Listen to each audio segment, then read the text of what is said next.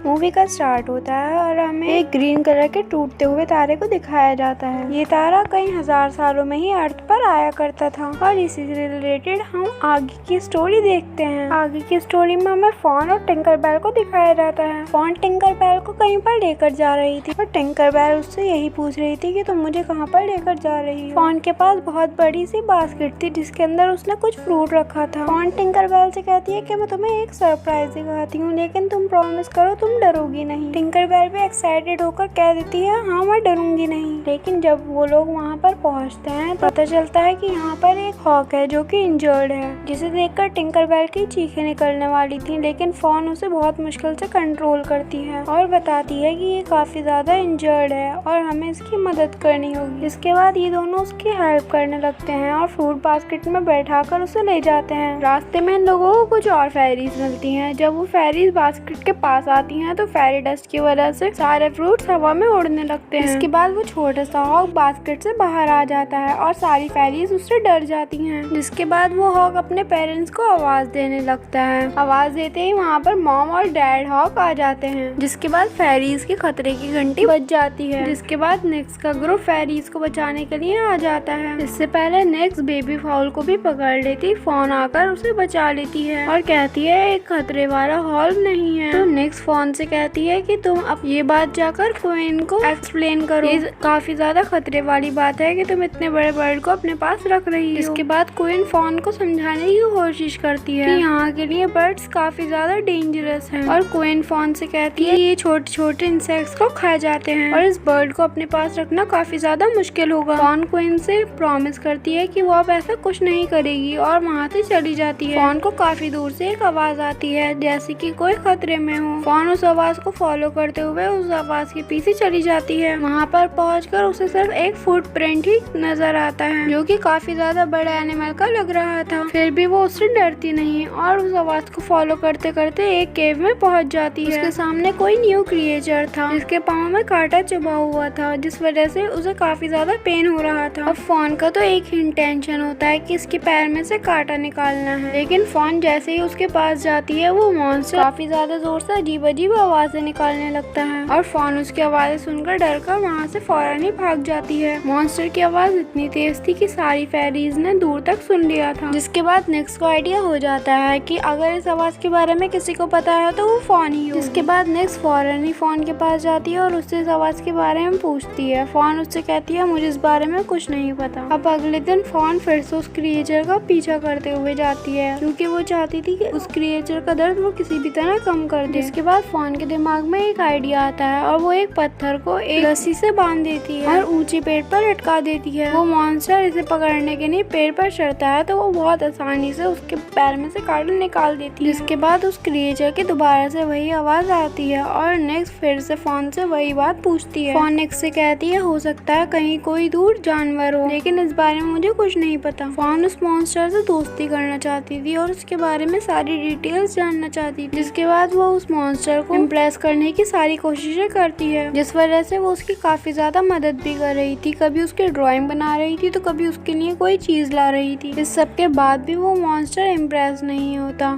और वो अपने काम में लगा रहता है। फोन उसे नोटिस करती है कि वो कर क्या रहा है। इसके बाद फोन को पता चलता है कि वो मॉन्स्टर पत्थरों का एक बहुत बड़ा सा फाइल बना रहा था। जिसके बाद फोन समझ जाती है कि उसे मॉन्स्टर की हेल्प करनी चाहिए। जिसके बाद वो जाकर सारे पत्थरों पर फेरी डस्ट डालने लगती है। उन पत्थरों में से एक पत्थर जाकर फेरीज के पास गिरता है, जिस वजह से नेक्स्ट समझ नहीं पाती कि ये कैसे हुआ। जिसके बाद वो अपने ग्रुप के साथ उसी जगह पर चली जाती है। इतनी देर में फोन उस मॉन्स्टर को छुपा देती है। जिसके बाद नेक्स्ट को शक हो जाता है कि यहाँ पर कुछ न कुछ गड़बड़ है। वो ये सब पता करने के लिए यहाँ पर इंक्वायरी करने लग जाती है कि यहाँ पर चल क्या रहा है। नेक्स्ट ने अभी तक इस मॉन्स्टर को देखा नहीं था, लेकिन उसे काफी सारे हिंट्स मिल चुके थे, जैसे कि उसने काफी ज्यादा आवाजें भी सुनी थी और उस मॉन्स्टर के फुटप्रिंट्स भी देख लिए थे। जिसके बाद नेक्स्ट लाइब्रेरी में जाकर काफी ज्यादा बुक्स रीड करती है। छोटे छोटे हिंट्स जोड़ने के बाद उसे पता चल ही जाता है कि वो किस क्रिएचर के अगेंस्ट लड़ने वाली है। जिसके बाद हमें दिखाया जाता है कि फोन अपनी सारी फ्रेंड्स को उस मॉन्स्टर से मिलाती है, जो कि जानते थे अगर नेक्स्ट को इस मॉन्स्टर के बारे में पता चला तो इसे खतरा है। जिसके बाद ये सब प्लान करते हैं कि हम इस मॉन्स्टर को छुपा कर रखेंगे, लेकिन सब फोन से यही कह रहे होते हैं कि इस मॉन्स्टर के बारे में जाकर क्वीन को बता दो। जिसके बाद फोन सीधा क्वीन के पास जाकर उसे बता देती है कि यहाँ पर एक ऐसा क्रिएचर है जो कि खतरे की अलामत है और वो एक ऐसी चीज बना रहा है जिससे यहाँ पर काफी ज्यादा तबाही हो सकती है। इसके बाद क्वीन फॉन और निक्स से कहती है कि तुम दोनों अब मिलकर काम करो क्योंकि हम सारी फेरीज खतरे में पड़ सकती हैं। जिसके बाद फॉन को भी पता चल जाता है कि ये मॉन्स्टर क्या था। दरअसल वो जो पत्थर इकट्ठे कर रहा था वो एक रिचुअल के लिए थे, जिसके बाद वो एक बहुत बड़े मॉन्स्टर में तब्दील हो जाएगा जो कि नेवरलैंड के सारे मौसमों को चेंज करेगा और अपने हिसाब से चलाएगा। फॉन भी समझ गई थी कि ये मॉन्स्टर एक खतरा है और सभी लोग उससे बिल्कुल ठीक कह रहे थे। जिसके बाद वो अपनी सारी फ्रेंड्स को जाकर बता देती है कि हमारा पेट जैसा एनिमल अब एक मॉन्स्टर में बदल जाएगा। जिसके बाद उसकी सारी फ्रेंड्स डरने लगी थी,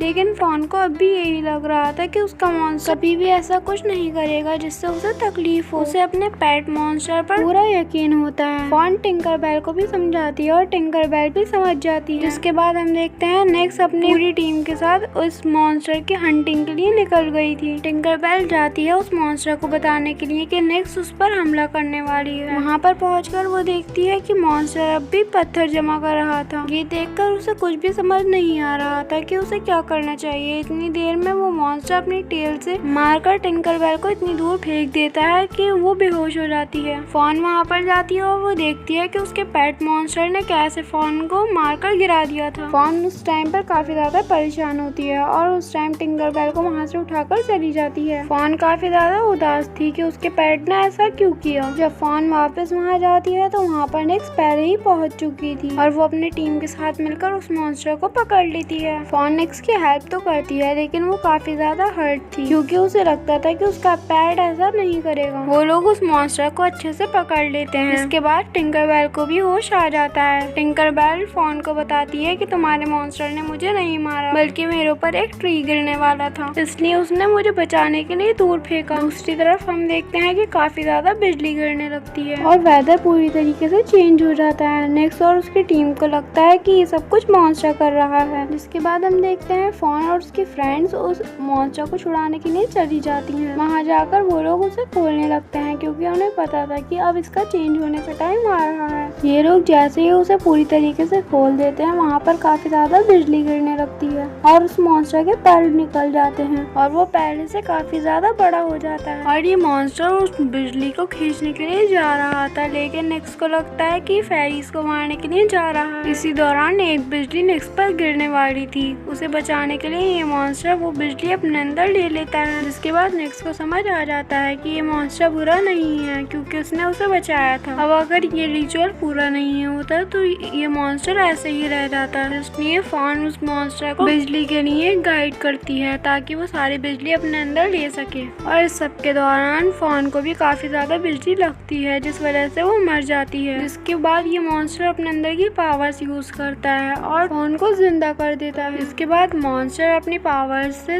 इस तूफान को भी खत्म कर देता है। अगले दिन ये मॉन्स्टर फेरीज के साथ मिलकर पूरी जगह को ठीक कर देता है जो कि तूफान की वजह से काफी ज्यादा खराब हो गई थी। इसके बाद फॉन सारी फेरीज से कहती है कि अब हमें इस मॉन्स्टर को वापस भेजने का टाइम आ गया है। जिसके बाद सारी फेरीज काफी ज्यादा उदास हो जाती हैं और ये सब मिलकर इस मॉन्स्टर को उसी केव में छोड़ने जाते हैं जहाँ से ये आया था। वहाँ पर फॉन इस मॉन्स्टर के लिए एक कंफर्टेबल बेड तैयार करती है और इसी के साथ ये मूवी एंड हो जाती है।